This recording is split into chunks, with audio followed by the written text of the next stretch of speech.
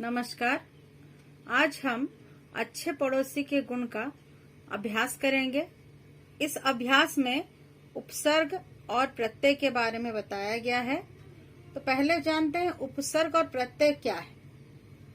उपसर्ग वे शब्दांश हैं जो किसी शब्द से पहले लगकर उनके अर्थ में परिवर्तन या विशेषता लाते हैं। जैसे अधर्म शब्द में अ शब्द नहीं शब्दांश है, वह धर्म शब्द से पहले लगा है, इससे नया शब्द अधर्म का निर्माण हो गया, अतः अ उपसर्ग है। प्रत्यय वे शब्दांश हैं जो किसी शब्द के अंत में लगकर उनके अर्थ में परिवर्तन या विशेषता लाते हैं।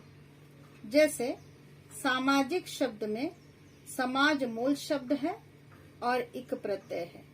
समाज मूल शब्द में इक शब्दांश जुड़ने के बाद सामाजिक शब्द का निर्माण हुआ है, अतः इक प्रत्यय है। तो आइए देखते हैं प्रश्न संख्या 1 में निम्नलिखित वाक्यों में मोटे काले शब्दों को ध्यान से पढ़िए। इन सब परिस्थितियों के बीच एक शाश्वत सत्य कभी नहीं बदल पाया। हमने और हमारे पड़ोसी ने एक दूसरे के परिवारों की सेहत के लिए ऐसा ही सद्भाव का रवैया अपनाया। अपन स्वभाव से अहिंसक हैं। अगले दिन हम अपने दरवाजे को कचरे के ढेर से सुशोभित पाते हैं। कूड़े का यह आदान प्रदान बिना रोक टोक के चलता रहता है। यहाँ अपना दुर्भाग्य है कि हमें उस प्रकार भ्रष्ट करने तक भी कोई नहीं आता।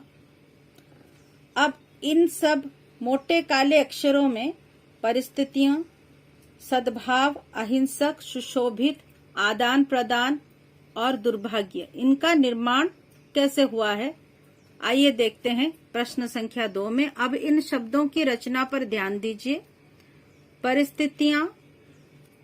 परिस्थितियों में परि शब्दांश और स्थितियों मूल शब्द है। सद्भाव में सद शब्दांश है और भाव मूल शब्द है। अहिंसक में अ शब्दांश, हिंसक मूल शब्द। सुशोभित में सु शब्दांश, शोभित मूल शब्द है।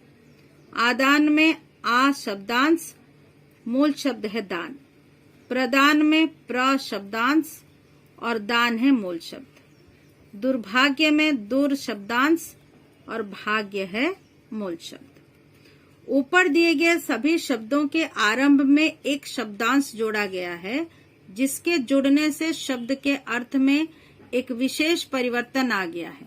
इन शब्दांशों को उपसर्ग कहा जाता है। वे शब्दांश जो किसी शब्द से पहले लगकर उनके अर्थ में विशेषता, परिवर्तन या विशेषता लाते हैं, उपसर्ग कहलाते हैं।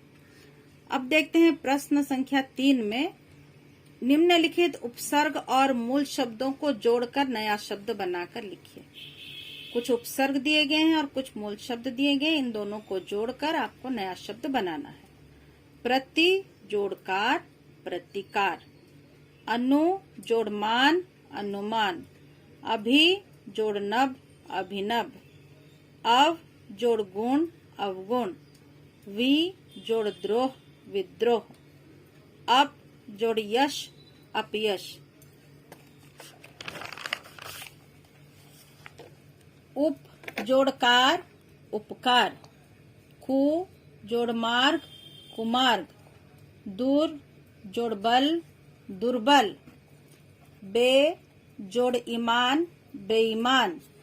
अब प्रश्न संख्या 4 में निम्नलिखित शब्दों में से उपसर्ग और मूल शब्द अलग लिखिए। निदान शब्द है, उपसर्ग है नी, मूल शब्द है दान। निर्भय में निर उपसर्ग, भय मूल शब्द। पराजय में परा है उपसर्ग, जय है मूल शब्द। परिजन में परि उपसर्ग, जन मूल शब्द। प्रस्थान में प्र उपसर्ग, स्थान मूल शब्द। प्रश्न संख्या 5 में निम्नलिखित शब्दों में उचित उपसर्ग जोड़कर नए शब्द बनाइए। आ उपसर्ग के साथ हार शब्द जुड़ा, बना आहार। सु जोड़ गम सुगम, अध जोड़ खिला अधखिला, अन जोड़ मोल अनमोल, अ जोड़ काल अकाल, प्रति जोड़ दिन प्रतिदिन। अब प्रश्न संख्या 6 में आते हैं। नीचे दिए गए वाक्यों को ध्यान से पढ़िए। यह हमारी सामाजिक उपलब्धि है कि हम एक दूसरे का नाम लेकर बुरा भला नहीं कहते। इसलिए कहावत है कि समझदार को इशारा काफी है। हम जानबूझकर मूर्खता का अभिनय करते हैं। हमारे पड़ोसी की पत्नी हमेशा बीमार रहती थी।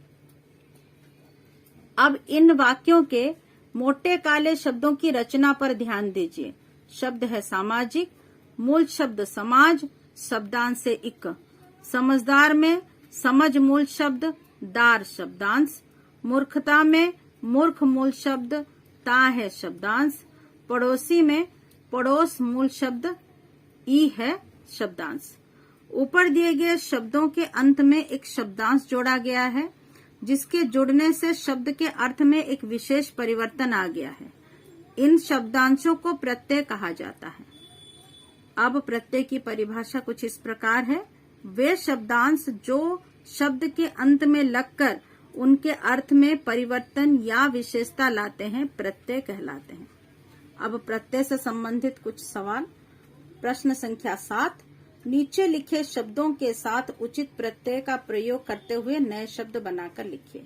स्वर्ग जोड़ य स्वर्गीय, उदार जोड़ ता उदारता, बूढ़ा जोड़ आपा बुढ़ापा, मूर्ख जोड़ ता मूर्खता, प्रारंभ जोड़ इक प्रारंभिक, गरीब जोड़ ई गरीबी, परिवार जोड़ इक परिवार पारिवारिक, स्त्री जोड़ त्व स्त्रीत्व, बच्चा जोड़पन बचपन, स्वभाव जोड़ इक स्वाभाविक। प्रश्न संख्या 8, नीचे दिए गए मूल शब्दों में उचित प्रत्यय जोड़कर नया शब्द लिखिए। मूल शब्द है चिल्ला, प्रत्यय जुड़ा आहट, शब्द बना चिल्लाहट। चढ़ मूल शब्द, ना प्रत्यय जुड़ा, नया शब्द बना चढ़ना। दया जोड़ आलू दयालु, उड़ जोड़ आन उड़ान, सज जोड़ आवट सजावट। अब प्रश्न संख्या 9, नीचे लिखे प्रत्ययों में उचित शब्द जोड़कर नया शब्द लिखिए। मूल शब्द है धर्म, जोड़ इक धार्मिक, टिक जोड़ आऊ टिकाऊ, दोस्त जोड़ ई दोस्ती, गड़बड़ गड़गड़ जोड़ आहट गड़गड़ाहट, बर्फ जोड़ इला बर्फीला, नाग जोड़ इन नागिन, पढ़ जोड़ आई पढ़ाई, चित्र जोड़ कार चित्रकार। प्रश्न संख्या 10 में निम्नलिखित शब्दों में उपसर्ग मूल शब्द व प्रत्यय अलग अलग करके लिखिए।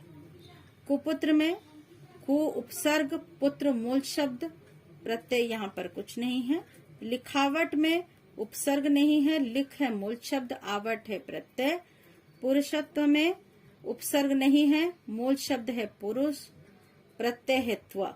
भरपेट में भर है उपसर्ग, पेट है मूल शब्द।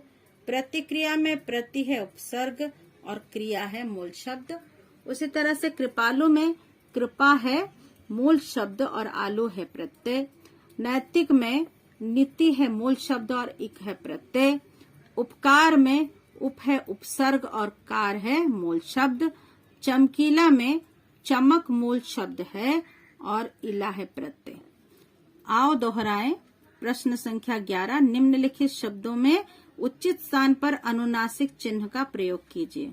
बांसुरी में बा के ऊपर अनुनासिक, गांव में गा के ऊपर अनुनासिक, महंगी में हा के ऊपर अनुनासिक, सांस में सा के ऊपर अनुनासिक, दांत में दा के ऊपर अनुनासिक, कहाँ में हा के ऊपर अनुनासिक, चांदनी में चा के ऊपर अनुनासिक, मुंह में मुंह के ऊपर अनुनासिक। प्रश्न संख्या 12, निम्नलिखित वाक्यों में उपयुक्त स्थान पर उचित विराम चिन्ह लगाइए। मधुकर ने कहा अल्प विराम, उसके बाद दोहरा उद्धरण चिन्ह शुरू। मैंने अब कनाडा में बसने का निश्चय कर लिया है। पूर्ण विराम, उसके बाद दोहरा उद्धरण चिन्ह खत्म। सुजाता अल्प विराम मानसी अल्प विराम अंकिता अल्प विराम रश्मि और देवांशी अच्छी सखियां हैं। अंत में पूर्ण विराम। आहा, उसके बाद विस्मय आदि बोधक चिन्ह। हलवा खाकर मजा आ गया। अंत में पूर्ण विराम। माँ ने क्रोधित होकर पूछा। अल्प विराम, दोहरा उद्धरण चिन्ह शुरू। इतनी रात गए कहाँ जा रहे हो? अंत में प्रश्न सूचक के बाद दोहरा उद्धरण चिन्ह खत्म। नंबर 13, निम्नलिखित शब्दों के लिंग बदलकर लिखिए। पुल्लिंग है तो उसको स्त्रीलिंग बनाना है, स्त्रीलिंग है तो उसको पुल्लिंग बनाना है। आचार्य, आचार्या, भवदीय, भवदीया, नायक, नायिका, स्वामी, स्वामिनी, कवि, कवयित्री, विद्वान, विदुषी। प्रश्न संख्या 14, निम्नलिखित वाक्यों को कोष्ठक में दिए गए शब्दों के बहुवचन रूप से पूरा कीजिए। ध्रुव बाजार से 1 किलो संतरे लाया। वे सब लोग सभा के लिए चले गए। सभी बच्चों ने सुंदर कविताएं लिखी। माली ने मैदान की झाड़ियां काट दी। देखते देखते 6 महीने बीत गए। प्रश्न संख्या 15 में निम्नलिखित वाक्यों में मोटे काले सर्वनाम शब्दों के भेद लिखिए। बाहर कोई आया है, कोई अनिश्चयवाचक सर्वनाम। गिलास किसने तोड़ा, किसने प्रश्नवाचक सर्वनाम। वह तुम्हें स्वयं सब बता देगा, स्वयं निजवाचक सर्वनाम। अरे आप कब आए, आप मध्यम पुरुषवाचक सर्वनाम। जो अपना कार्य पूरा कर लेगा वही खेलने जाएगा, जो वही संबंधवाचक सर्वनाम। आओ लिखें। प्रश्न संख्या 16, आपका मित्र आपके पड़ोस में रहता है। आप देखते हैं कि वह अपने घर का कूड़ा आपके घर के किनारे फेंक रहा है। अपने मित्र के साथ हुई बातचीत की कल्पना कीजिए और उसे संवाद के रूप में लिखिए। सोहन, अरे राकेश, तुम यह क्या कर रहे हो? राकेश, मैं घर का कूड़ा यहाँ फेंक रहा था। सोहन, राकेश, तुम्हें ऐसा नहीं करना चाहिए। राकेश, क्या करूं? यहाँ आसपास कूड़ा फेंकने की जगह भी नहीं है। सोहन, अरे तुम जानते नहीं हो कि दिल्ली नगर निगम ने जगह जगह पर कूड़ेदान रखे हुए हैं। हमारा कर्तव्य है कि हम यह कूड़ा कूड़ेदान में फेंके। राकेश, अच्छा, मुझे तो यह पता ही नहीं था। सोहन, तुम जानते हो कूड़ा कूड़ेदान में डालने से क्या फायदे हो सकते हैं? राकेश, दोस्त, इसके बारे में ज्यादा जानकारी नहीं है। सोहन, इससे पर्यावरण शुद्ध रहता है। हमारे घर के आसपास मक्खियों और मच्छरों आदि से बच सकते हैं। अच्छा स्वास्थ्य ही हमारा धन है, इस बात का ध्यान रखो। बच्चों, तुम लोग चाहो तो इसको अपने शब्दों में भी लिख सकते हो। आज के लिए इतना ही। धन्यवाद।